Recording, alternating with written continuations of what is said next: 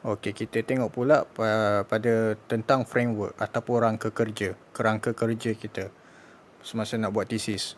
Okey, setelah kita dah buat literature review, kita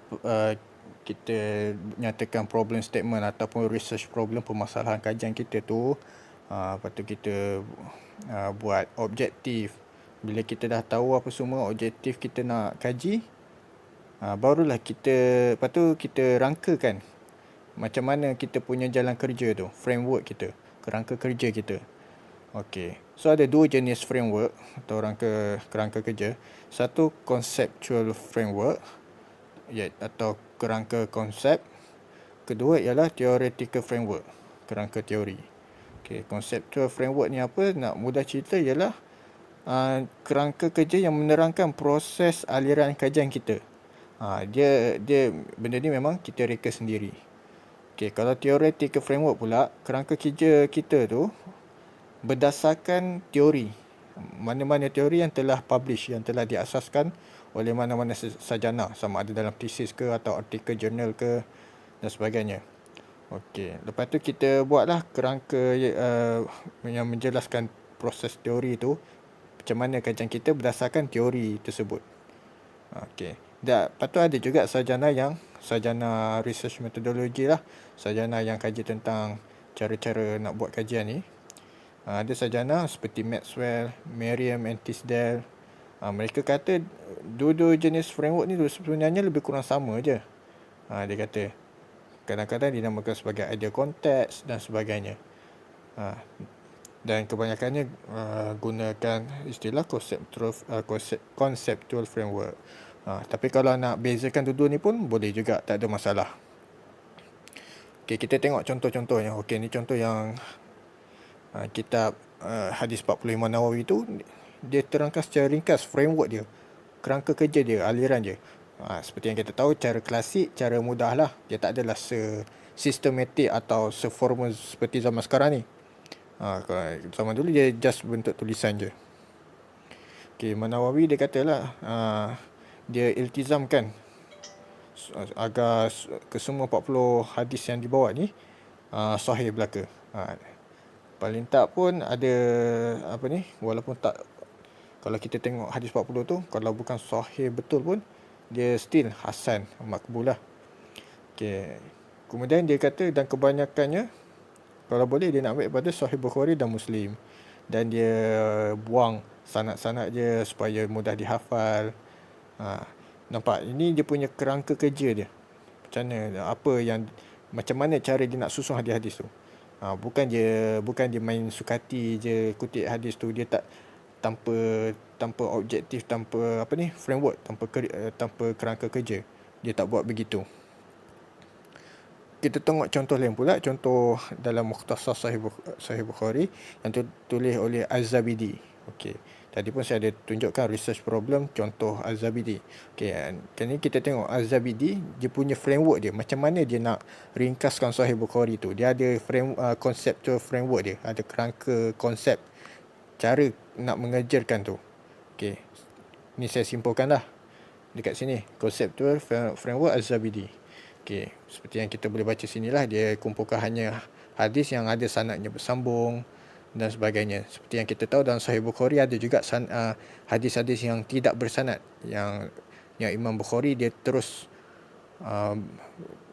tulis siapa perawi sahabat ke tabi'in ke perawi utama tu, lepas tu terus hadis tu. Dia tak nyatakan rantaian sanad tu. Selalunya Imam Bukhari dia buat situ dekat tajuk-tajuk bab tu. Okey, lepas tu yang lain tu macam-macam. Dia kata dia tak ambil hadis mu'allaq. Hadis mu'allaq ni yang tak ada sanad tu lah, yang terus dia sebut hadis. Okey, semua boleh baca lah kan. Okey, kalaulah Az-Zabidi hidup zaman ni dan dia dia nyatakan konsep tu, framework ni, dan mungkin sebab dalam tesis selalunya orang, bila kita terangkan kerangka kerja kita, kerangka konsep kita, konsep tu framework ni, selalunya kita akan terjemahkan, lepas kita tulis, kita akan terjemahkan dalam bentuk diagram, dalam bentuk rajah. Okey, supaya lebih orang boleh mudah faham bila tengok. Okey. Ini saya cuba buat dalam bentuk rajah kerangka kerja Az-Zabidi. Kalau mungkin lah boleh, dia tak semestinya macam ni, macam-macam cara pun boleh. Tapi mungkin salah satu bentuknya yang boleh kita terjemahkan seperti yang saya tunjukkan ni lah, yang seperti yang saya buat ni. Okey, kalau lah misal kata Az-Zabidi dia bentangkan hasil kerja dia tu semasa Viva, semasa pembentangan hasil kerja tu. Okey, lepas tu mungkin panel akan kritik sebab panel dia terjumpa beberapa hadis dalam Mukhtasar Sahih Bukhari tu, yang hadis tu hadis mu'allaq, hadis yang tak ada sanad yang lengkap. Sebab memang kalau kita tengok Mukhtasar Sahih Bukhari tu yang ditulis yang diringkaskan oleh Az-Zabidi, memang ada hadis-hadis yang dibawa tu yang kalau kita tengok dalam Sahih Bukhari, hadis tu dia tak ada sanad yang lengkap. Hadis tu mu'allaq, dia potong sanad. Bukhari dia buang sanad tu supaya dan dia terus tulis hadis tu. Okey. Kalau mungkin kalau Az-Zabidi dia akan boleh jawab macam ni. Dia kata hadis-hadis mu'allaq yang dia ambil tu, yang tak ada sanad tu, walaupun dekat Sahih Bukhari tu tak ada sanad, tapi kalau rujuk kitab-kitab lain, ia terbukti ada sanad dan sanad tu bersambung. Dan mungkin Az-Zabidi akan berhujah guna kitab Ibn Hajar yang berjudul Takhliqut Ta'liq ala Sahihil Bukhari. Kitab Takhliqut Ta'liq tu dia Ibn Hajar memang khusus bahaskan tentang hadis-hadis mu'allaq dalam Sahih Bukhari, dan dia tunjukkan yang hadis-hadis tu kebanyakannya memang semuanya ada sanad yang bersambung.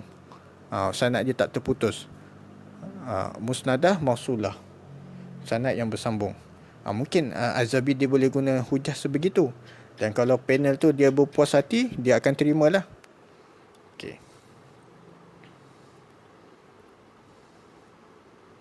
Okey, seterusnya kita akan tengok cara-cara nak collect data, untuk kumpulkan data. Okey, data ni boleh jadi data teks seperti ayat-ayat Quran yang kita nak kaji. Contohnya ayat Quran kita kaji tentang tauhid je, tauhid uluhiyah. So kita tengok teks-teks berkenaan ayat Quran tauhid uluhiyah, atau ayat Quran berkenaan hukum hakam saja. So kita tengok ayat-ayat Quran berkenaan hukum hakam. Okey. Ataupun boleh jadi maksud kumpulkan data ni, kumpulkan interview. Okey. Okey, contohnya kat sini ada 4 dokumen review ni, kita kumpulkan dokumen-dokumen tu lah. Contoh kita nak kaji tentang seorang Perdana Menteri ni.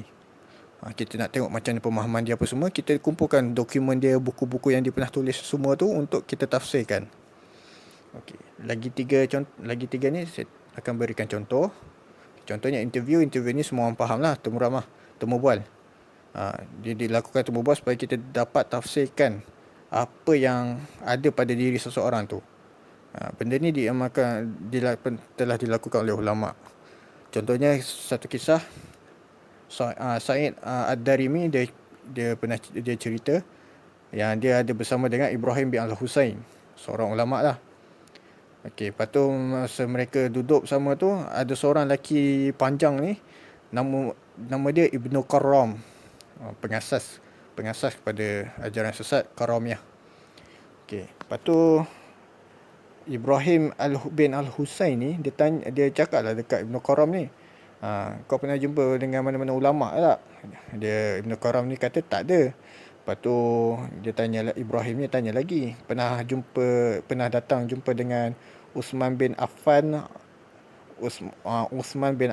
As-Sijistani tak? Dia kata tak ada.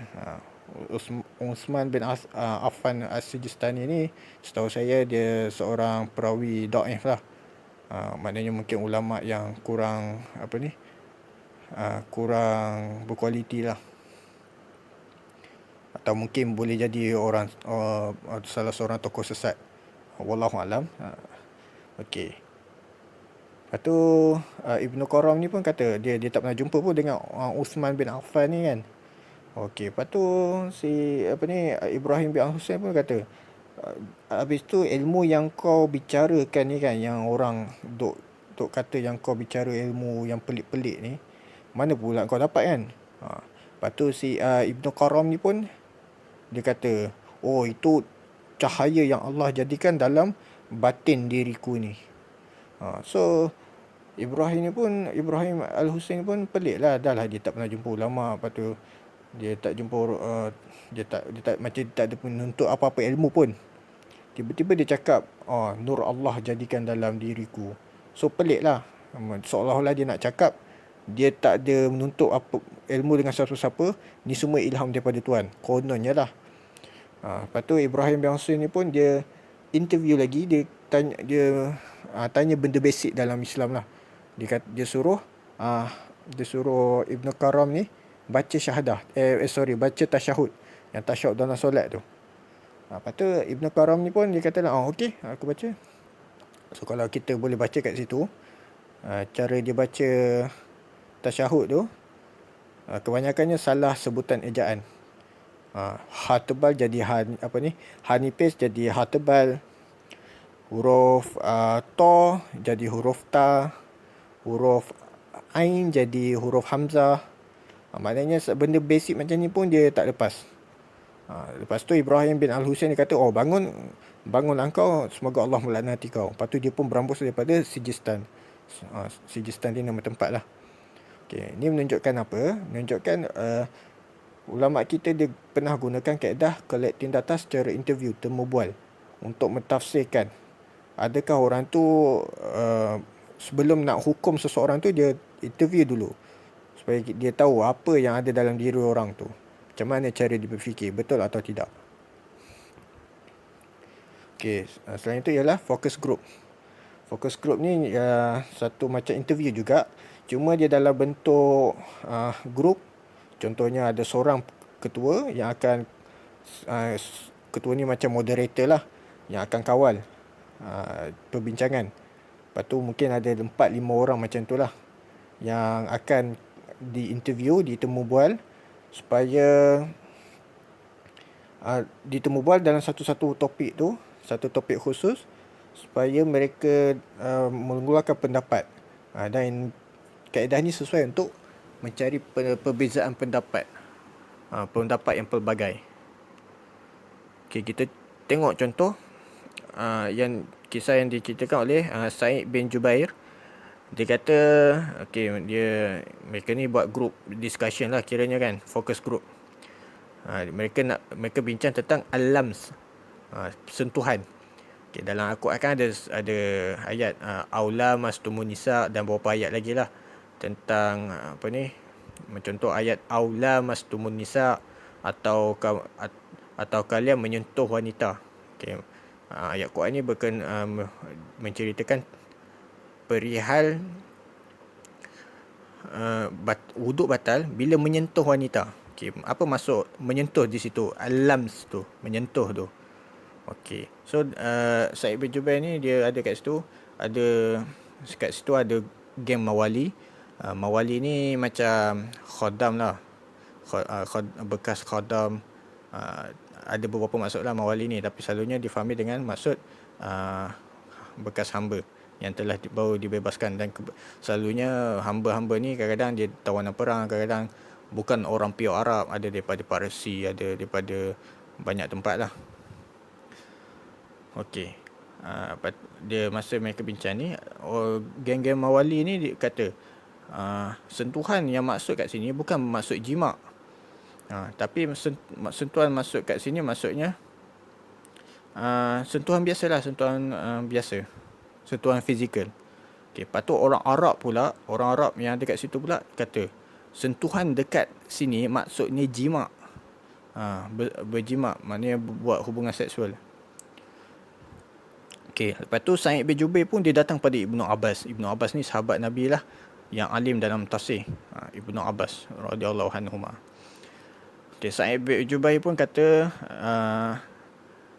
dia terangkanlah, geng Mawali dan geng Arab ni dia berbeza pendapat tentang maksud sentuhan.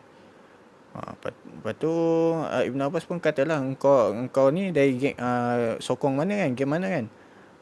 Lepas tu dia pun, Said Ibn Jubair pun kata, aku geng pendapat Mawali ni, yang kata sentuhan tu maksudnya sentuhan fizikal. Okey, lepas tu Ibn Abbas kata, oh, geng Mawali telah dikalahkan. Sesungguhnya maksud sentuhan di sini ialah al-mubasyarah, maknanya apa ni, berhubungan intim, bersuka-sukaan ataupun berjimak lah. Tapi lepas tu dia katalah Allah menggunakan ia sebagai kinayah, atau dalam bahasa kita mudahnya maksudnya euphemism lah. Euphemism, satu bentuk bahasa kiasan. Okay, kita nampak sini, okay, Ibn Abbas ni seolah-olah ketua dia lah, yang akan menentukan apa hala tuju. Dia tengok mana yang betul. Dan sini memang kita tengok mereka dah pernah buat focus group untuk bincang satu-satu isu tu. So tak ada, benda ni memang dilakukan dalam research methodology, dalam sistem PhD. Tapi walaupun bukanlah semua kajian, tengok kajian lah. Kalau kajian dia ada memerlukan focus group ni, ada gunalah. Macam kajian saya tak ada guna pun focus group ni. Okay. Okay, ada yang kata sistem master PhD atau research methodology ni daripada sistem orang Yahudi. Okay, contohnya macam dalam collecting data, mengumpulkan data, salah satunya ialah observation. Observation ni pemerhatian kita lah. Pemerhatian kita tengok kat tempat tu macam mana dan sebagainya. Okay, tengok apa cara Yahudi. Okay, ini saya nukilkan daripada kitab Talmud, kitab rujukan kedua orang Yahudi setelah kitab Taurat. Kitab Talmud ni, okay, saya nukilkan daripada bab 62a, rangkap ketiga. Okay, ni cerita tentang Rav Kahana, seorang murid. Dia masuk menyorok bawah katil guru Taurat dia. Lepas tu dia dengarlah macam mana guru Taurat dia berhubungan mesra, berintim, melakukan seksual dengan isteri guru Taurat tersebut. Bila guru Taurat tu sedar Rav Kahana ada bawah tu, dia kata, ini tak elok ni, keluarlah kan. Lepas tu Rav Kahana tu kata, ini merupakan Taurat dan saya mesti mempelajarinya.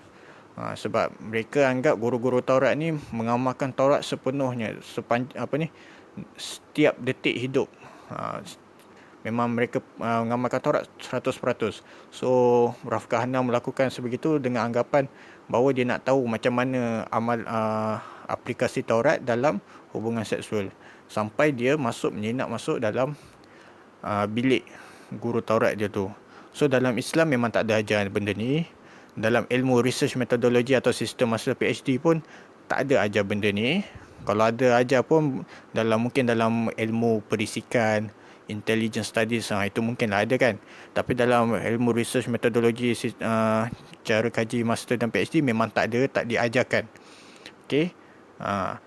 So maknanya benda research methodology ni dia tak ambil daripada Yahudi.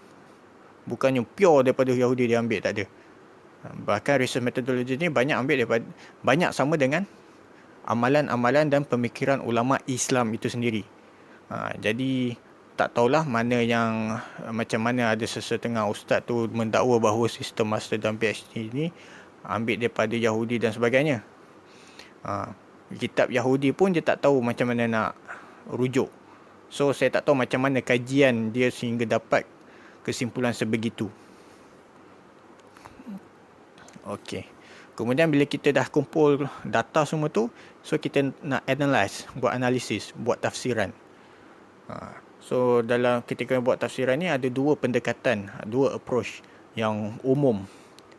Satunya didaktif. Didaktif ni maksudnya daripada perkara yang besar simpulkan jadi kecil. Kalau induktif ni pula daripada perkara yang cerakin, yang kecil-kecil ni simpulkan jadi satu kaedah yang umum. So dia didaktif dan induktif ni berbezalah, berlawanan. Okey, teknik nak analyze atau analisis data ni pula satu, kita boleh tengoklah contoh seterusnya. Saya bagi contoh. Okey, tematik atau content analysis. Tematik analisis dan content analysis ni lebih kurang sama je. Cuma tematik ni dibuat secara bertema. Contohnya lah kan, kita dalam Quran tu kita nak buat analisis, nak buat tafsiran secara bertema, perkataan zalim saja, ataupun tentang tema berkaitan ayat-ayat yang menyentuh tentang alam. Ayat-ayat Quran yang menyentuh tentang alam semesta ni. Kita buat secara tema. Kita tengok. Atau content analysis ni sama, dia analyse kandungan, cuma dia tak buat secara bertema je. Okey, kita boleh tengok contoh apa yang Nabi Muhammad sallallahu alaihi wasallam ajarkan kepada kita. Okey. Ibnu Mas'ud, dia ceritalah, Ibnu Mas'ud sahabat Nabi radhiyallahu anhu. Dia kata masa ayat allazina amanu wa lam yalbisuna imanahum bizulmi. Okey, ayat Al-Quran surah Al-An'am ayat 82. Allah berfirman, iaitu orang beriman yang tidak mencampurkan iman mereka dengan kezaliman. Lepas tu Ibnu Mas'ud dia tanyalah dekat Nabi kan, siapa yang tak pernah menzalimi diri dia sendiri kan? Lepas tu Nabi Muhammad SAW pun kata, zalim ke ayat tu bukannya bermaksud yang kita faham umum ni, iaitu tidak adil terhadap seseorang atau menganiaya seseorang.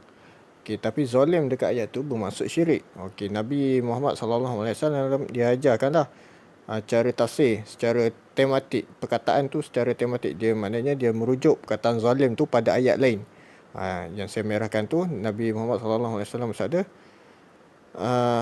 tidakkah kau pernah mendengar apa yang disebutkan oleh Luqman? Okey, dalam Al-Quran kan ada kisah Luqman menasihati anak dia. Okay, Luqman kata, ya bunayya la tusyrik billah innasyirka la zulmun azim. Okay, wahai anakku, janganlah syirik kepada Allah kerana syirik itu merupakan kezaliman yang besar. Okay, nampak tak Nabi gunakan analisa ayat secara bertema. Zalim. So, sama jugalah kalau kita nak analisa terhadap benda lain. Contohnya dalam Bible, kita nak tahu satu perkataan tu, kita rujuk Bible juga. Secara tematik, kita tengok secara tematik apa maksud dia. Kita tak boleh guna ayat dalam Al-Quran, tak sama. Okey, itu cara Nabi Muhammad SAW. Dia dah memang ajar secara analisis, secara tematik, dan memang digunakan dalam research methodology. Seterusnya, discourse analysis. Okey, ini lebih kepada macam apa yang orang faham melalui komunikasi. Tadi secara tekstual. Okay, ini secara komunikasi. Tapi komunikasi ni bukanlah komunikasi, contoh bila dia cakap tu bukan kita faham secara literal je. Kita tengok macam mana apa yang mereka faham tu melalui reaksi mereka ke, atau cara mereka amal ke dan sebagainya. Contohnya dalam segi bahasa, kita boleh tengok discourse analysis ni adalah cara untuk kita tengok macam mana satu makna tu dihasilkan. Tapi dia tak terbatas dalam bahasa je lah. Mungkin dalam contohnya kita analisis terhadap budaya, macam mana satu-satu orang tu diangkat menjadi ketua dan sebagainya. Okay, kita ambil contoh Ibnu Abbas, sahabat Nabi yang terkenal dalam ilmu tafsir. Ibnu Abbas dia kata dulu dia tak tahu pun apa maksud fatir. Dalam ayat Quran kan ada sebut fatirus samawati wal ard. Allah itu fatirus samawati wal ard. Okey. Mula Ibnu Abbas tak tahu pun apa maksud dia. Sampailah Ibnu Abbas, dia kata aku jumpa dua orang Arab Badui, dua A'rabi. A'rabi ni maksudnya orang Arab Badui tau, orang Arab pendalaman. Okey. Kalau perkataan Arab maksudnya orang Arab. Kalau A'rabi maknanya orang Arab pedalaman, orang Arab Badui. Kalau macam kat kita ni, orang kampung lah, atau orang asli ke, macam tu lah, lebih kurang. Okey. Ibnu Abbas dia jumpa dua orang Arab Badui ni bergaduh tentang satu perigi ni. Okey, dia orang bergaduh siapa punya ni kan. Dia seorang kata dia punya, seorang lagi kata dia punya. Lepas tu yang seorang ni tiba-tiba dia ada sebut perkataan ana fatartuha. Maksudnya aku yang mulakan dulu. Aku yang buat dulu benda ni. Aku yang mulakan dulu. So barulah Ibnu Abbas faham maksud fatar tu maksudnya memulakan. Maknanya menciptakan dahulu, memulakan dahulu. So maksudnya Allah itu fatirus samawati wal ard. Allah lah yang memulakan dahulu penciptaan langit dan bumi ni. Okey, kenapa Ibn Abbas dia tak tanya sahabat-sahabat lain? Kenapa dia ambil hujah daripada apa yang diucapkan oleh orang Arab Badui? Sebab bahasa ni selalunya yang purenya bila orang pedalaman. Pure. Macam contohlah kat saya, situasi saya sekarang ni, bahasa Rawa. Bahasa Rawa ni, Rawa ni salah satu macam suku Minangkabau lah. Di tempat saya ni, bahasa Rawa dia dekat, saya duduk kat area bandar-bandar sikit. So bahasa Rawa ni kurang lah didengari. Orang Rawa yang duduk kat bandar ni pun dia selalu cakap dalam bahasa Melayu yang lebih formal lah. Tapi kalau pergi kat kampung sebelah saya ni ada kampung, masuk situ memang banyak lah ramai orang cakap bahasa Rawa, pure Rawa. Maknanya dia pendalaman ni lebih okey bahasa dia. So Ibn Abbas dia guna cara discourse analysis. Dia tengok macam mana bahasa tu digunakan merujuk kepada situasi yang sepatutnya. Macam ni situasi ni dia merujuk pada orang Arab Badui, orang pedalaman tu sendiri. Dia tengok macam mana dia orang tu guna satu-satu perkataan tu untuk satu-satu makna. Okey. Okey, sorry. Okey, kita tengok pula textual analysis. Tadi lebih kepada komunikasi. Sekarang ni lebih kepada yang awal-awal tadi tu lebih pada tematik. Tematik analisis atau content analisis tu dia luas lah. Tak semestinya teks. Boleh jadi teks, boleh jadi ucapan. Kemudian discourse analysis lebih kepada apa yang satu-satu masyarakat tu memahami satu-satu perkara. Dia bukan berdasarkan pemahaman literal semata-mata. Okey. Kita tengok pula textual analysis. Okey, ini textual analysis. Ini lebih bertumpu pada teks. Okey. Bila maksudnya textual analysis ni, contohnya lah ada orang tu dia lukis grafiti atau mural atau gambar dekat dinding. So dia ada unsur jenaka. Bila orang penduduk asal yang lukis benda tu, penduduk asal tu tengok lukisan tu, dia orang akan gelak. Tapi kalau orang asing tengok, dia orang tak gelak. Okey, dia orang tak faham. Sebab apa? Sebab gambar tu dilukis oleh orang setempat dan difahami orang setempat tu juga. Samalah macam contohnya Ali menulis sebuah buku. So bila saya baca buku tu, mungkin ada perkataan ayat-ayat yang saya kurang faham. Jadi saya tak boleh nak tafsirkan apa yang dimaksudkan oleh Ali. Memang saya boleh tafsirkan, tapi mungkin tak tepat. Jadi bila Ali tu masih hidup, saya kena tanya Ali tu apa maksud dia ayat sedemikian. Okay, dia yang lebih tahu sebab dia yang tulis. Okey. Contoh tengok saya tulis kat situ, textual analysis interpret text in order to try and obtain a sense of the ways in which in particular cultures, pada budaya tertentu at particular times, pada waktu yang tertentu juga, people make sense of the world around them. Apa yang masyarakat faham berkenaan benda yang mereka hasilkan tu berdasarkan budaya tertentu atau masa tertentu, zaman tertentu. Contohnya dalam ayat Quran, ayat surah Maryam ayat 28. Ini kisah tentang Sayyidatina Maryam. Dia telah melahirkan anak. Lepas tu orang-orang tu pun sebut, Ya ukhta Harun, wahai saudari Harun. Ayat Quran ni telah didengari oleh orang Najran. Orang Najran ni satu tempat yang sekarang ni salah satu tempat di Arab Saudi. Dulu Najran ni banyak komuniti Kristian. Sahabat Nabi nama dia Al-Mughirah bin Syu'bah radhiyallahu anhu, dia ada dekat Najran tu. Lepas tu mungkin orang Kristian lah kot kan, duk tanya kat dia, korang ni baca dekat ayat Quran tu, Ya ukhta Harun, wahai saudari Harun. Sedangkan Nabi Musa hidup sebelum Nabi Isa pada zaman sekian. Dia pelik lah kenapa Sayyidatina Maryam ni dikatakan salah seorang saudari Harun, adik-beradik dengan Harun ni. Sedangkan Harun tu abang kepada Nabi Musa, dan Musa dan Harun, Nabi Musa dan Harun ni hidup lama sebelum Sayyidatina Maryam hidup. Maknanya dia orang dah wujud lama dah. Dia orang dah meninggal lah. Macam mana boleh kata itu adik-beradik Maryam kan? Harun tu adik-beradik Maryam. Maknanya sini mereka faham yang bahawa Harun dalam ayat Quran ni merujuk kepada abang Nabi Musa. Okey. Maknanya mereka duk faham ikut pemikiran tafsiran mereka. Itu salah lah. Tapi baguslah mereka pergi tanya kan. Mereka pergi tanya pada orang yang baca Quran tu, orang Islam baca Quran. So Al-Mughirah dia tak tahu lagi lah nak jawab. So bila dia jumpa Nabi Muhammad SAW, yang penerima wahyu tu sendiri, penerima wahyu Quran tu sendiri, Nabi Muhammad dia terangkan yang orang zaman dulu menamakan anak-anak mereka dengan nama para nabi dan orang soleh. Sama macam sama kita sekarang ni lah. Ada namakan anak-anak kita Muhammad lah, Harun, Daud dan sebagainya, nama-nama nabi dan rasul terdahulu. Okey, maknanya kat sini ayat ayat Quran yang sebut ya ukhta Harun, wahai saudari Harun. Harun di sini bukan merujuk pada Nabi Harun abang kepada Nabi Musa tu. Bukan. Okey, ni maknanya ini cara, ini kita dapat contoh lah orang dahulu melakukan textual analysis. Okay, Al-Mughirah dia pergi sendiri dekat penerima wahyu tu Nabi Muhammad SAW.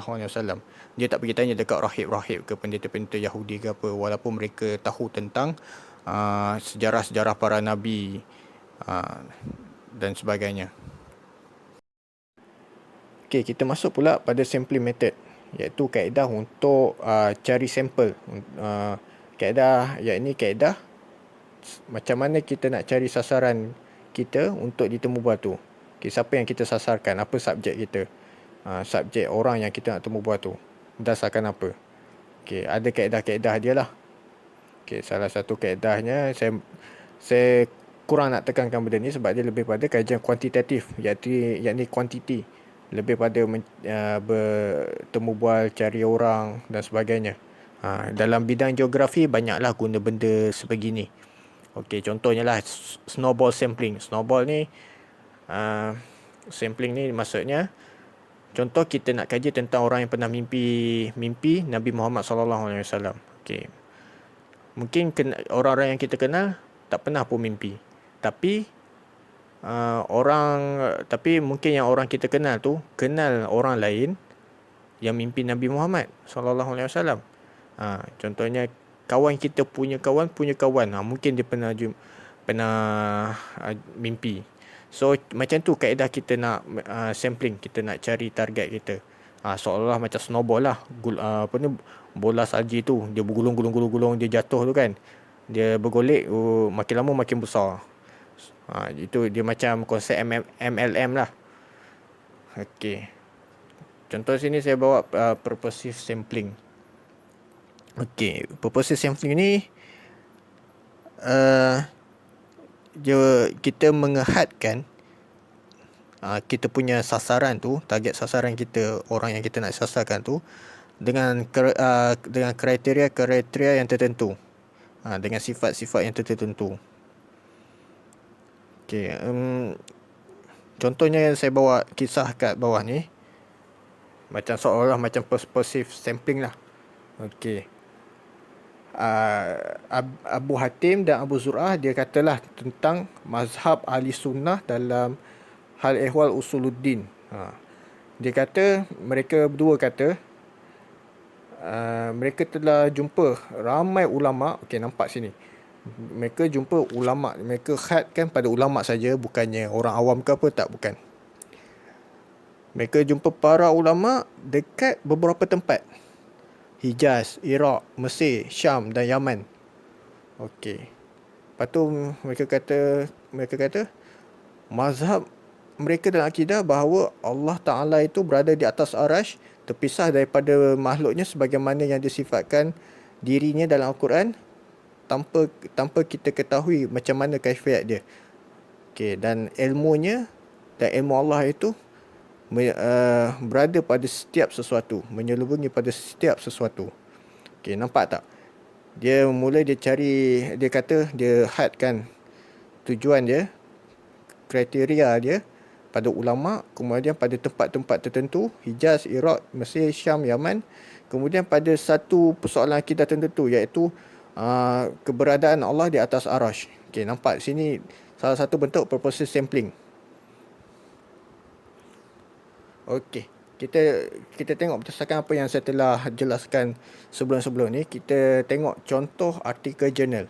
Okey, artikel jurnal ni dia artikel ni selalunya dalam 20 muka surat atau kurang daripada muka surat, ada 5 muka surat saja, 3 muka surat pun ada. Okey, artikel jurnal ni dia gunakan kaedah-kaedah yang seperti yang saya katakan tadi ni, yang banyak tadi ni, kaedah-kaedah tesis. Okey, cuma dia dalam bentuk mini. Mungkin dia lebih ringkas dan lebih mini, lebih kecil, dan mungkin ada kaedah-kaedah yang saya terangkan tadi dia tak guna. Dia hanya guna beberapa yang perlu saja. Okey, artikel jurnal ni selalunya banyak dihasilkan oleh pensyarah-pensyarah untuk KPI dia. KPI, Key Performance Index dia, untuk naik pangkat dan sebagainya lah. Naik pangkat pada Profesor Madya, jadi Profesor. Okey, contoh kat sini, ini berkenaan geografi lah. Okey, tak apa. Contoh itu, atas dia tu title, tajuk dia. Kemudian yang kedua ialah abstract. Okey. Tajuk dia gelagat hutang isi rumah mengikut kaum di Bandar Baru Bangi Selangor. Okey, kita tengok. Adakah tally atau sama tak tajuk dia tu dengan apa abstract dia tulis ni. Okey, tengok ayat pertama. Sejak Amerika Syarikat mengamalkan Reaganomics, dunia belajar membiayai kehidupan mewah dengan berhutang, yang mana jika tidak diurus dengan sewajarnya akan menyusahkan si berhutang. Okey, kalau perasan ini sebenarnya introduction. Okey, macam saya pernah cakap tadi, introduction ni dia mungkin berkenaan sejarah. Macam ni macam sejarah lah ni, sejak Amerika Syarikat mengamalkan Reaganomics, dia beritahu tentang sejarah, latar belakang dan sebagainya.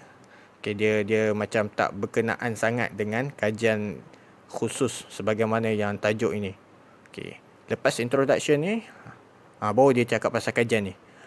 Kajian ini bertujuan untuk melihat gelagat hidup mewah, tujuan berhutang, peratusan hutang daripada pendapatan bulanan, kesukaran untuk memenuhi keperluan asas dan kaedah mengatasi bebanan hutang yang ditanggung dalam 3 kaum utama di Malaysia. Okay, nampak tak? Dia bagi tahu objektif kajian dia. Ada beberapa lah kat situ. 1, 2, 3, 4, 5. Ada 5 objektif dia. Okay, berdasarkan kaedah persampelan rawak. Okay, random sampling. Maknanya dia ambil sampel tu, dia bukan macam tadilah purposive sampling. Dia bukan khusus tuju pada golongan tertentu, golongan tertentu macam tadi ulama pada isu sekian. Tak. Dia serawak siapa-siapa je orang awam yang duduk di Bandar Baru Bangi. Okey.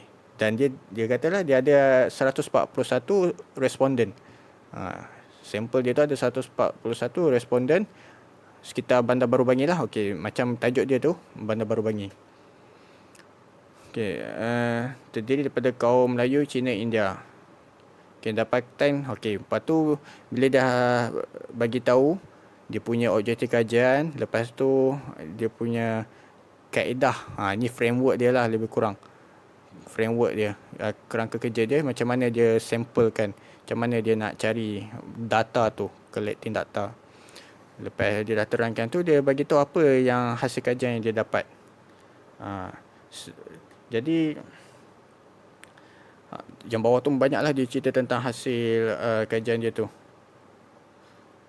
Lepas tu last sekali dia akan bagi kesimpulan, dia akan cakap justru isi rumah haruslah bijak dalam menguruskan kewangan mereka dan juga mengurangkan gelagat hidup mewah bagi melekatkan diri daripada menanggung hutang yang berpanjangan.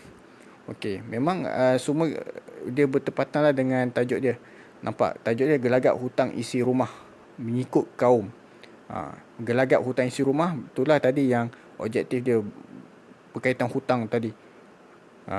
Gelagat hidup mewah, tujuan berhutang, peratusan hutang daripada pendapatan bulanan, kesukaran untuk memenuhi keperluan asas. Ni gelagat-gelagat hutang isi rumah. Lepas tu tajuk dia mengikut kaum. Maknanya ikut kaum lah, dia memang analyse, memang dia buat analisis secara klasifikasi secara pengkelasan berkaum Melayu, Cina, India. Lepas tu memang dia fokus pada Bandar Baru Bangi Selangor. Memang dia fokus kajian dia dekat Bandar Baru Bangi Selangor. Dia tak boleh lah tiba-tiba pergi kat bandar sebelah ataupun negeri lain. Itu dah salah lah. Tidak, kalau dia buat begitu, dia bersalahan dengan tajuk. Okey. Ini contoh moden lah. Contoh tajuk dan abstrak secara moden. Kita tengok pula tentang peer review. Atau kalau nak diterjemahkan, ada beberapa cara lah. Boleh saja diterjemahkan sebagai penilaian semula ataupun penilaian semula setara. Okey, peer review ni apa? Ya, peer review ni penulisan kita dinilai semula oleh orang lain. Orang nilai tu, dia sama ada dia tahu tentang, dinilai dari segi research methodology, yakni kaedah-kaedah kajian kita tu tepat sebagaimana yang saya telah bincangkan lah sebelum ni. Okey. Dan atau orang tu dia check juga benda-benda yang kita tulis tu betul atau tidak dari segi bidang tu lah. Bidang tu, kalau orang tu mahir dalam bidang tu lah, contohnya dia mahir dalam bidang hadis, dia tengok maklumat tentang bidang hadis tu betul ke tak apa yang kita tulis. Kalau dia tak tahu pasal bidang tu, mungkin dia hanya check research methodology, kaedah kajian tu yang betul. Lepas tu dia hantar ke orang lain. Dia hantar ke orang lain yang tahu bidang tu, supaya dia check, dia boleh check betul tak secara umumnya bidang dia ni, apa yang dia sebutkan tu betul atau tidak. Okey. Apa penulisan ilmiah yang dikenakan peer review ni, antaranya ialah benda-benda yang perlukan penilaian semula setara ni, ialah artikel jurnal, research proposal, dan juga thesis master dan PhD. Okay, artikel jurnal ni apa? Artikel jurnal ni macam saya kata tadi, dia merupakan mini thesis lah, seolah mini thesis. Mungkin dalam 10 ke 20 muka surat, kadang-kadang 5 muka surat je. Dia gunakan kaedah-kaedah yang saya sebut tadi, research methodology, yang digunakan dalam thesis dan PhD. Cuma dia lebih ringkas, dan kajian dia lebih kajian yang lebih ringkas lah. Dia tak perlukan kajian yang mendalam. Okey, artikel jurnal ni dia diterbit dalam jurnal lah, dalam jurnal macam universiti kebanyakan universiti ada jurnal-jurnal dia. Dan jurnal ni pula dia ada kualiti dia. Ada makam-makam atau kualiti dia lah. Ada yang Scopus, ada WOS ni Web of Science, ada yang dapat pengiktirafan ERA. Okey, Scopus, WOS dengan ERA ni lebih kurang macam kalau kualiti makanan halal, dia JAKIM. JAKIM ialah badan yang mengawal kualiti. Kalau barang-barang elektronik ke apa semua tu, SIRIM. SIRIM ialah badan yang mengawal benda-benda kualiti seperti itu. Okey, Scopus, WOS, ERA ni ialah badan-badan yang mengawal kualiti jurnal tu. Okey, banyak jurnal yang tak ada benda ni, tak ada Scopus, pengiktirafan Scopus, WOS dan ERA. Banyak jurnal yang tak ada pengiktirafan tu. Dan banyak juga yang ada. Kebanyakan universiti adalah pengiktirafan tu. Kita kena tengok lah, kena check dekat website dia orang ada pengiktirafan ke tidak. Okey, MySite ni pula, setahu saya lah, MySite ni apa-apa jurnal yang ada kat Malaysia ni, dia diberikan MySite, label MySite tu. Okey, MySite ni dia bukanlah pengiktirafan ke apa tak. Okey. Dan kebanyakan universiti, kalau pensyarah tu nak KPI, nak naik jadi profesor madya ke profesor, dia kena banyak tulis artikel jurnal. Dan artikel jurnal tu pula mesti yang diiktiraf, ada Scopus ke atau WOS ke atau ERA. Sebab nak jadi profesor madya atau profesor ni, kalau dulu-dulu lah, degree yang ada, degree sarjana muda, bachelor degree pun dah cukup. Tapi sekarang ni mungkin dah ramai orang ada master PhD. So at least kena ada master untuk jadi profesor madya dan profesor. Dan banyak macam USM pun dia dah tu dah, macam USM, mereka kalau nak jadi pensyarah kena ada PhD sekurang-kurangnya. Kalau ada universiti yang cukup dengan master, contohnya yang saya dapat tahu, ada satu universiti medik ni, universiti perubatan ni, dia lantik pensyarah agama yang ada master pun sudah cukup. Yalah, sebab pensyarah agama pun, sebab universiti perubatan. So dia tak adalah nak guna sangat pensyarah agama pun, tak perlu lah sampai PhD. So mereka guna yang master saja. Okey. Dan kalau nak jadi, apa yang saya tahu, kalau kat universiti saya, kalau orang tu nak naik ke pangkat Profesor Madya, sekurang-kurangnya ada 10 artikel jurnal. Kalau nak jadi profesor, kena ada 20. Dan artikel tu pula kena, yang ditulis tu diterbit dalam jurnal-jurnal yang ada pengiktirafan yang ni lah, 3 benda ni, Scopus ke, WS ke, ERA. Dan bukan setakat artikel jurnal lah, boleh juga diterbit dalam buku, diterbitkan buku ataupun bab dalam buku. Dan buku-buku ni pula, yang penerbit-penerbit buku ni pula pun ada dia punya badan yang jaga kualiti dia. Okay, research proposal ni ialah kertas kerja lah, macam kertas kerja usul kertas usul untuk menjalankan kajian master atau PhD kita. Biasanya akan diperiksa oleh pensyarah-pensyarah universiti kita itu sendiri. Kalau mereka kata okey, mereka akan check lah kita punya research metodologi itu betul ke tak sebelum nak memulakan kajian. Okey, manakala tesis master dan PhD, ini sudah pastilah. Kalau master, selalunya akan ada dua pensyarah yang akan check tesis kita. Satu pensyarah universiti yang kita belajar tu, satu lagi pensyarah daripada universiti luar. Tak kisah universiti, contohnya UM, pelajar UM. Okey, satu pensyarah UM tu sendiri, satu lagi pensyarah lain di universiti lain seperti UKM ke USM ke, macam tu. Kalau PhD, setahu saya ada 3 panel. 2 pensyarah dalam, maknanya pensyarah universiti yang kita belajar tu, satu lagi pensyarah dari luar, universiti luar. Okey, ini semua konsep dia peer review, dia penilaian semula. Akan ada orang check tesis kita tu sebelum kita bentangkan hasil kerja kita tu. Okey, plagiat. Macam zaman plagiat ni maksudnya meniru hasil kerja lah. Contohnya ada satu kes tu, orang tu dia tiru daripada satu tesis bahasa Arab ni. Kemudian dia terjemahlah dalam bahasa Inggeris. Dia ubah-ubah sikit ayat, tapi hasil kajian dia apa semua tu sama. Sama macam tesis asal. Itu salah satu contoh plagiat. Dia meniru. Plagiat tak semestinya tiru word by word, perkataan demi perkataan, tak semestinya. Dia hasil kajian tu dia tiru. Okay, zaman sekarang ni kalau kita ada software untuk tengok kita punya tesis tu ada tak banyak sama dengan hasil kerja lain. Dia tengok, dia check, dia contohnya software nama dia Turnitin. Dia akan check, dia tengok percentage berapa hasil tulisan kita tu sama dalam website ke, dalam jurnal ke, dalam tesis ke yang telah diterbitkan. Macam saya ada 3%. 3% ke 2%, saya tak ingat. Tapi sikit lah. Selalunya 12%. Dan setiap universiti selalunya dia ada had. Macam universiti saya tak silapnya 25%. Dia tak boleh lebih 25%. Okey, bab-bab plagiat ni, ulama kita dahulu memang dah tegas dah. Benda ni sensitif. Contohnya Imam Al-Hakim, pengarang kitab Al-Mustadrak ala Sahihain tu, dia pernah jumpa orang baca kitab Al-Jarh wa Ta'dil yang dinisbahkan kepada Abu Zur'ah dan Abu Hatim, dua tokoh hadis yang terkenal. Okey.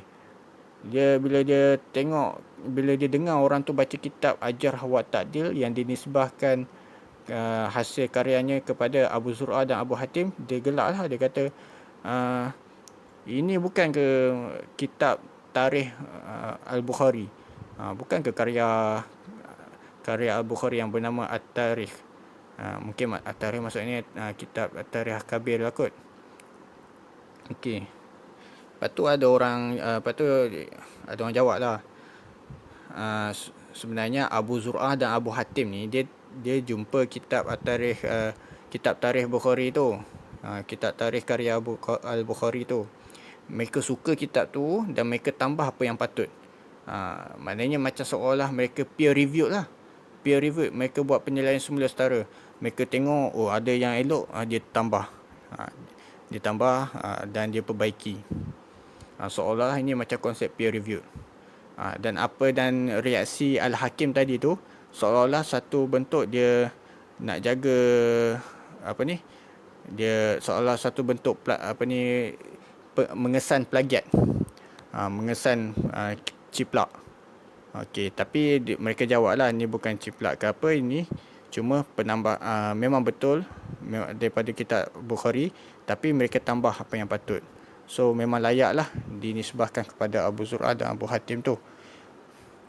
Okay, macam nak buat artikel jurnal tu,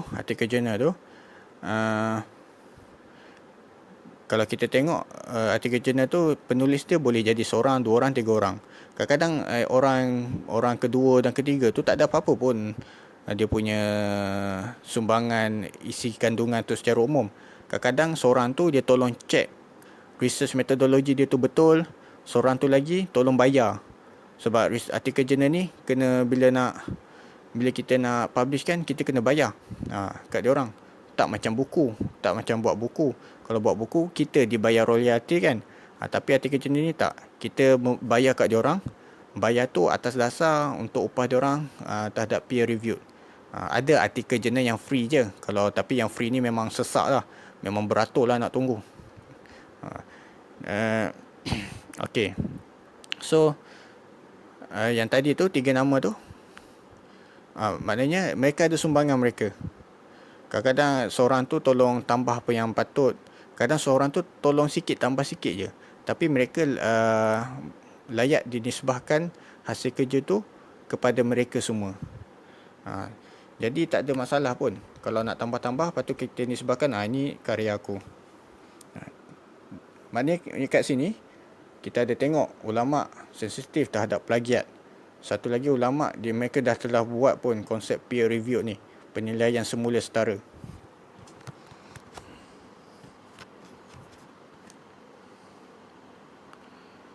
Okey, kita tengok pula viva voce, ataupun itu cara sebut Amerika lah.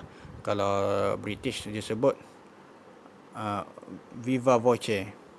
Okey, ataupun mudah cerita thesis defense lah. Kita nak mempertahankan thesis kita. Okey, setelah dia pensyarah-pensyarah tu peer review, macam saya kata tadi, ada 2 panel yang akan check kita punya thesis. Lepas tu mereka akan tulis dululah kritikan mereka dekat satu kertas. Okey, masa viva atau viva ni, viva voce ni maksudnya dari segi literalnya maksudnya ujian lisan lah. Okey, macam kalau kita ujian bertulis, boleh jadi orang tu menipu kan, tengok handset ke apa ke. Tapi kalau ujian lisan, kita uji dia depan-depan kita, depan mereka, itu lebih meyakinkan. Dia nak tengok sama ada kita betul-betul tulis tesis tu. Kalau kita betul-betul tulis tesis tu, kita dapat menguasai apa yang kita tulis. Kalau kita menipu, kita suruh orang lain tulis, kat situ boleh kantoi. Kita akan nampaklah dia tak mahir. Okey.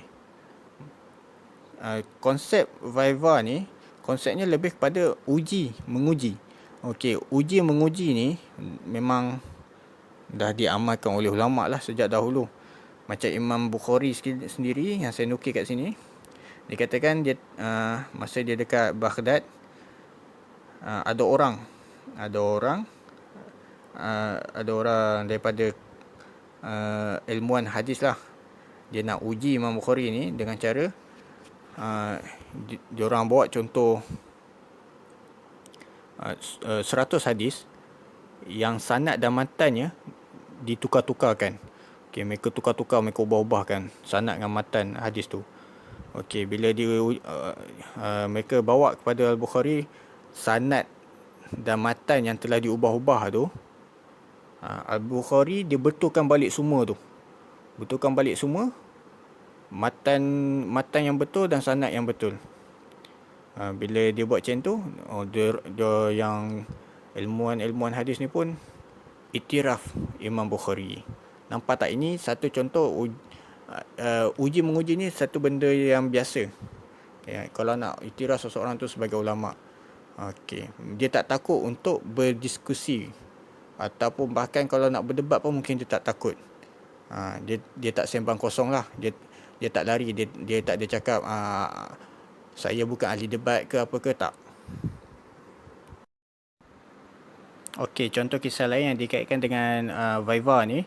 Okey, macam kisah ni saya dah kaitkan sebelum ni pada title, pada perbahasan title atau tajuk. Bagaimana Imam Muslim bin Al-Hajjaj dia mempertahankan tajuk kitab dia tu.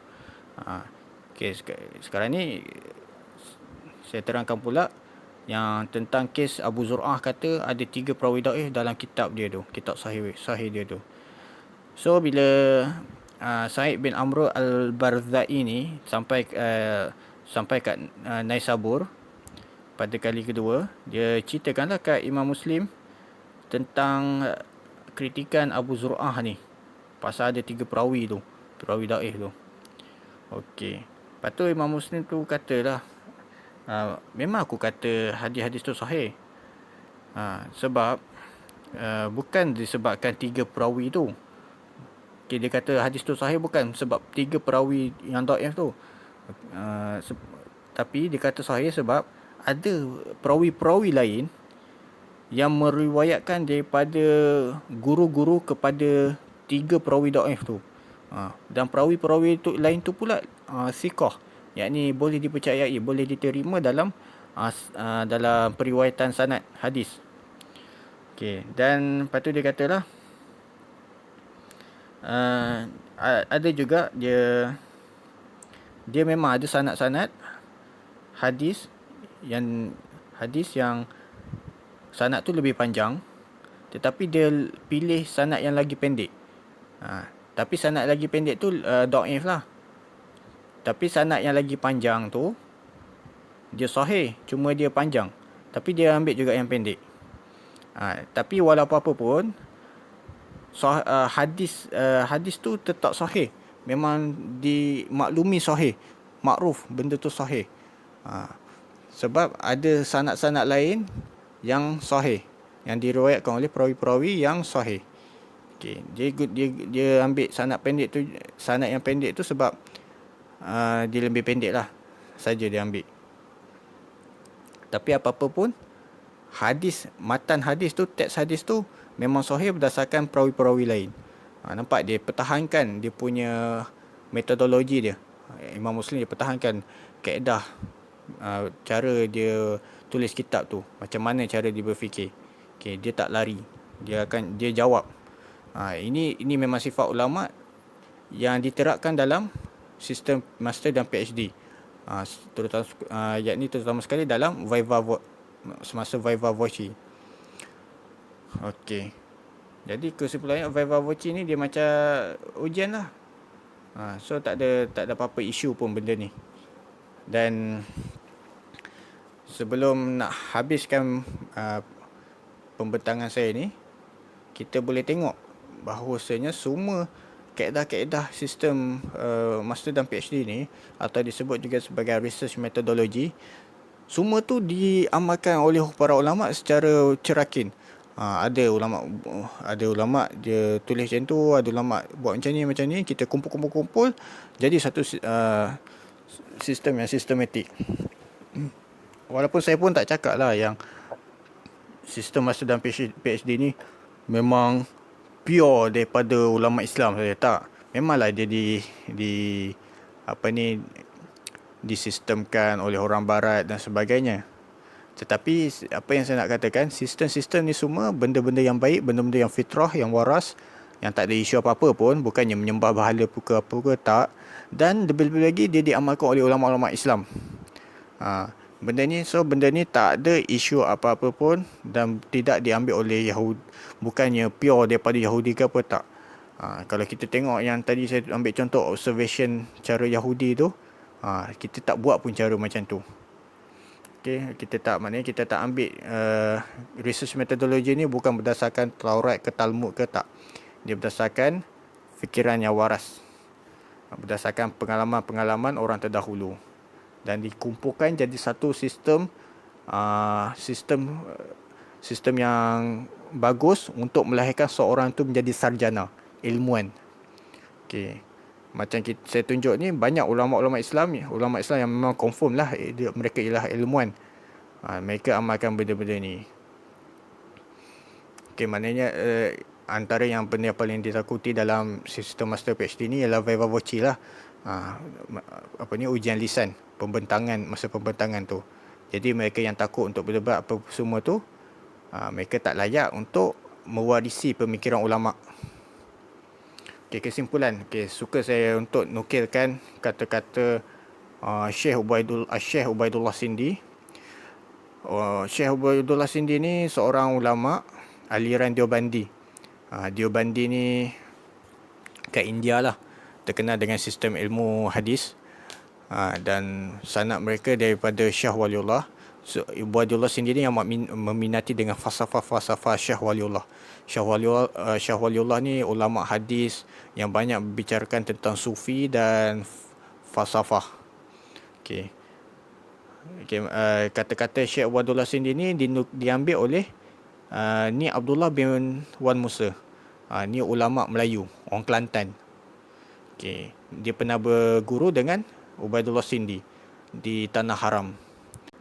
Saya tak bacalah satu-satu perkataan kata-kata Ubaidullah Sindi ni. Mungkin penonton boleh baca sendiri. Okey, saya cuma cakap lah dari segi intipati kata-kata dia ni. Okey, mungkin kata-kata dia ni asalnya dalam bahasa Arab.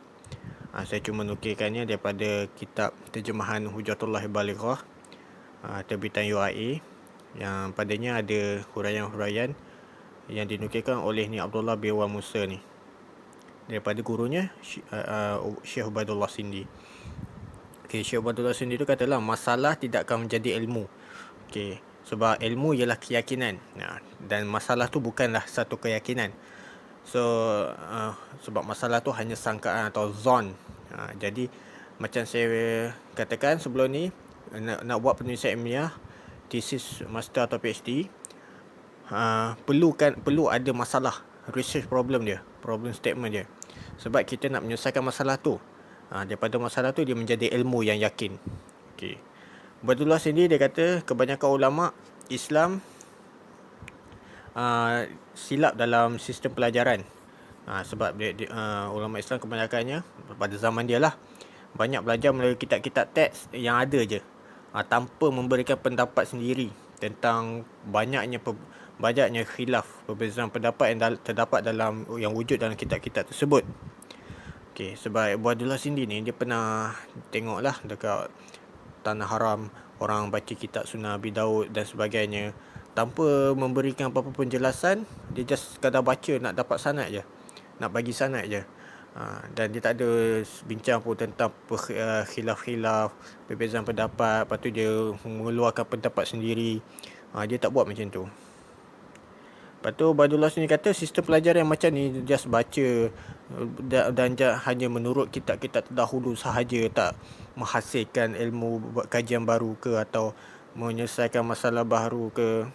Dia kata sistem pelajaran macam tu, macam hanya sekadar baca ni, tidak akan melahirkan tokoh mujtahid selama-lamanya. Lepas tu dia kata lagi, itulah sebabnya para pelajar agama kita lebih mundur berbanding dengan para pelajar yang lulus daripada institusi pengajian di Eropah, yang semuanya menjadi mujtahid kerana sistem pembelajaran dan pengajaran mereka yang meyakinkan. Okey, mungkin kita dapat faham kat sini. Mungkin zaman Ubaidullah Sindi tu dah ada lah universiti di Eropah dan sebagainya, dan sudah ada sistem-sistem macam research methodology, kaedah-kaedah kajian dan sebagainya. Okey. Sebab Ubaidullah Sindi dia pernah hadapi satu situasi yang orang tempat dia tu menganggap seolah-olah ada satu solat sunat ni wajib, seolah macam wajib. Kalau tak buat, seolah-olah dah terkeluar daripada agama atau terkeluar daripada mazhab Hanafi. Dan dianggap seolah-olah dia agak sesat lah, macam tu lah. Tapi ada orang-orang Islam yang belajar pada pengajian Eropah ni, mereka mungkin mereka belajar agama lah kan di Eropah. Mereka menghasilkan pendapat sendiri. Mereka kata ini solat sunat je apa semua. Mereka kata tak perlu pun. Jadi lepas tu bila masyarakat tengok, oh ni dia orang Padang Serong lah, seolah-olahnya macam Padang Serong ni mesti belajar kat barat, belajar lagi kat barat kan, dah sesat. Seolah-olah macam tu lah dia orang fikir kan. So Ubaidullah sendiri dia seorang ulama, dia tak suka tengok keadaan macam tu. Bila tibanya waktu untuk lakukan solat sunat tu, Ubaidullah sendiri dia tak buat. Dia baring je dekat masjid tu. So orang awam tak beranilah nak tegur, sebab Ubaidullah sendiri ni macam tuan guru kat tempat kita lah, macam tempat kita panggil tuan guru kan, ulama kan. So mereka tak berani nak tegur. So macam tu Ubaidullah sendiri ubah cara pemikiran mereka. Dan Ubaidullah sendiri dia tak sukalah cara mundur seperti begitu.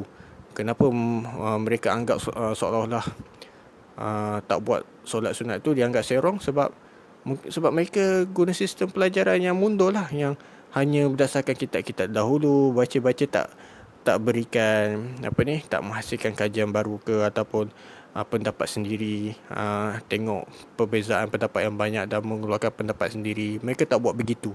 Mereka just taklid je, ikut je. Tak salah guna kitab-kitab terdahulu, memang tak ada masalah.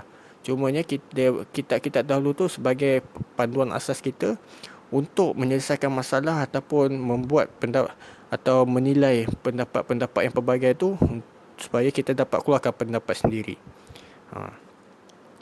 Jadi kat sini Ubaidullah sendiri dia berfikiran jauh, dan dia memang menyokong sistem pengajian orang barat yang sebenarnya diamalkan juga oleh orang Islam. Macam yang saya tunjuk semua ni, research metodologi ni semuanya diamalkan oleh ulama Islam. Okey, jangan kita ingat semua apa yang daripada orang barat ke, Yahudi ke, Nasrani ke apa ke, semua benda buruk. Tak. Sebab ada dalam hadis daif sendiri, walaupun hadis ini daif, tapi makna dia diterima, iaitu al-kalimatul hikmah dolatul mu'min. Ucapan-ucapan hikmah itu ialah barang cici orang beriman. Di mana saja kamu menjumpainya, maka kutiplah dia. Dia satu metafora, iaitu apa-apa ilmu yang baik, hikmah yang baik, kita ambil, kita kutip, kita guna, kita majukan dia. Contohnya macam ilmu perubatan Greek, ilmu perubatan Yunani yang dipelopori oleh orang Greek pada asalnya, tapi setelah kebangkitan Islam selepas kewafatan Nabi Muhammad SAW, orang Greek dah tak kuasai dah ilmu perubatan mereka. Siapa yang kuasai? Orang Islam. Itulah yang ada Ibnu Sina, Ibnu Qayyim, As-Suyuti dan sebagainya. Mereka guna konsep-konsep daripada ilmu Greek, mereka majukan. Dan sampai sekarang ni ilmu Greek tu banyak dipelopori oleh orang Islam pada zaman dahulu. Maknanya tak ada masalah kita ambil daripada orang yang bukan Islam. Contoh macam orang Greek, mereka ni kan penyembah berhala kan. Tapi kita ambil yang baik, kita buang yang buruk. Sama macam research metodologi sistem master dan PhD ni, kita tak ambil pun bukan benda-benda ni bukannya berdasarkan kitab Talmud ke, kitab Bible ke, tak. Ini semua berdasarkan kaedah fitrah, logik akal yang waras, dan disokong pula dengan amalan-amalan ulama Islam yang memang ada guna kaedah ni, menunjukkan benda ni memang satu hasil penelitian yang waras dan tak ada isu pun. Cuma ia diambil sikit daripada orang ni, sikit daripada orang tu, daripada pengalaman dan semuanya, maka terhasillah satu sistem ilmu yang sistematik untuk melahirkan seorang sarjana. Jadi macam ilmu Nahu dan ilmu hadis itulah yang saya telah bincangkan. Asalnya tak ada pun sistematik macam sekarang ni, tapi dia atas hasil pengalaman dan idea-idea yang dikumpulkan daripada ulama-ulama atau ulama-ulama yang berbeza, dijadikan satu ilmu yang sistematik tersusun sehingga orang mudah untuk mempelajarinya. Okey, jadi saya akhiri di sini. Kalau ada salah silap dalam terjemahan ke dalam penyampaian ke, saya mohon maaf. Saya harap apa yang saya bahaskan ini dapat memberi gambaran pada orang yang tak tahu tentang sistem master dan PhD ini, untuk dapat gambaran yang betul.